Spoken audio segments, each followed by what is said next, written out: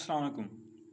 एक रॉकेट ऐसा सिस्टम होता है जिसका मास कंटिन्यूसली वेरी करता है। और एक रॉकेट को कैसे फायर किया जाता है, आइए इसके पीछे की फिजिक्स समझते हैं। जब एक रॉकेट को फायर किया जाता है तो हॉट गैसेस उसकी एग्जॉस्ट नोजल से इजेक्ट होती हैं, जिसे हम उसका फ्यूल कहते हैं। अब ये फ्यूल कंटिन्यूसली बर्न होता रहता है और ये तब तक बर्न होता है जब तक ये कम्प्लीटली कंज्यूम नहीं हो जाता।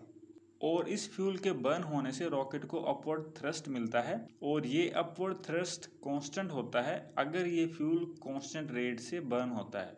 और अब इसके जलने से रॉकेट का मास चूंकि कंटिन्यूसली डिक्रीज होता है तो उसका एक्सेलरेशन कंटिन्यूसली इंक्रीज होता है। यही हमारे पास न्यूटन का सेकंड लॉ स्टेट करता है कि जैसे जैसे किसी भी बॉडी का मास डिक्रीज होगा उसका एक्सेलरेशन वैसे वैसे इंक्रीज होगा। अब इस लॉस ऑफ मास की वजह से rocket further and further accelerate करेगा और इसी वजह से मोशन ऑफ रॉकेट हमारे पास एग्जाम्पल है सिस्टम ऑफ वेरिंग मास की। अब हम सपोज करते हैं कि m हमारे पास मास ऑफ द रॉकेट है इंक्लूडिंग इट्स फ्यूल और एक स्पेसिफिक टाइम t पर यह वेलोसिटी v के साथ मूव कर रहा है इनर्शियल फ्रेम के रिलेटिव। अब एक स्पेसिफिक टाइम इंटरवल dt के अंदर वो रॉकेट अपने मास के अंदर चेंज एक्सपीरियंस करता है by the value of dm। और अब चूंकि उसका मास डिक्रीज हो रहा है तो ये चेंज हमारे पास नेगेटिव आ जाएगा, जो कि उन गैसेस के मास की एब्सोल्यूट वैल्यू है जो कि एग्जॉस्ट हुई हैं इस स्पेसिफिक टाइम इंटरवल dt के अंदर। और लेट हमारे पास रॉकेट की वेलोसिटी है वो एक स्मॉल चेंज एक्सपीरियंस करती है by the value of dv और उसकी न्यू वेलोसिटी हमारे पास हो जाती है v प्लस dv। और लेट हमारे पास एग्जॉस्ट गैसेस की वेलोसिटी u है। तो जो इनिशियल मोमेंटम है उस सिस्टम का including the rocket plus its fuel that is equal to P I is equal to M B. और final momentum after that rocket has been fired वो हमारे पास है momentum of the rocket plus momentum of exhaust gases. और rocket का momentum हमारे पास क्या हो जाएगा, mass of the rocket m plus D M. अब यहाँ पे ये प्लस हमारे पास क्यों आया है, क्योंकि जो हमारे पास चेंज था वो नेगेटिव था into V plus D V plus negative D M into U. अब हमारे पास ये दो इक्वेशंस हैं इनिशियल और फाइनल मोमेंटम की। और हम सपोज करते हैं कि हमारे पास एक आइसोलेटेड सिस्टम है जिसके ऊपर कोई एक्सटर्नल फोर्स या ग्रेविटी एक्ट नहीं कर रही। तो इस कंडीशन के अंदर हमारे पास इनिशियल और फाइनल मोमेंटम दोनों एक दूसरे के इक्वल हो जाएंगे। तो यहाँ से ये हमारे पास आ जाएगा M B is equal to M plus D M into V plus D V minus D M into U. और इसको अब हम अरेंज करेंगे तो हमारे पास आ जाएगा M B is equal to M plus D M into V plus D V negative U D M. अब इन दोनों ब्रैकेट्स वाले टर्म को हम मल्टीप्लाई कर लेंगे तो यहाँ से हमारे पास आ जाएगा M V is equal to M B plus M D V plus V D M plus D V D M negative U D M. अब ये दो वैल्यूज़ यहाँ से कैंसिल हो जाएंगी और यहाँ से हमारे पास ये इक्वेशन आ जाएगी एम डी वी प्लस, अब इन तीनों इक्वेशंस के अंदर डी एम कॉमन है तो इसको हम ब्रैकेट से बाहर लिख लेंगे और ये हमारे पास आ जाएगा v plus D V minus U into D M is equal to zero. अब ये जो ब्रैकेट वाली टर्म है v plus D V minus U, ये हमारे पास रिलेटिव वेलोसिटी होती है जो कि डिपेंड करती है रॉकेट के ऊपर।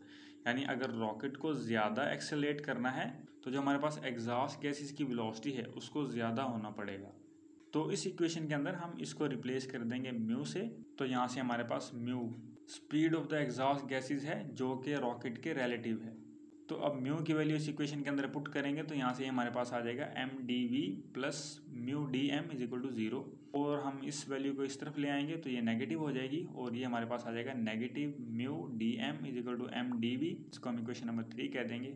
अब दोनों साइड पे अगर हम डी टी से डिवाइड करें तो यहाँ से हमारे पास आ जाएगा negative mu D M over D T is equal to M D V over D T. तो यहाँ से इक्वेशन के अंदर जो हमारे पास D M over D T है ये उस रॉकेट का rate of change of mass है। और अब चूंकि यहाँ पे हमारे पास नेगेटिव साइन है जो कि ये शो करता है कि उस रॉकेट का मास डिक्रीज हो रहा है। तो अब इस इक्वेशन के अंदर r को रिप्लेस करेंगे तो ये हमारे पास हो जाएगा mu R is equal to M D V over D T और D V over D T that is rate of change of velocity which is the acceleration.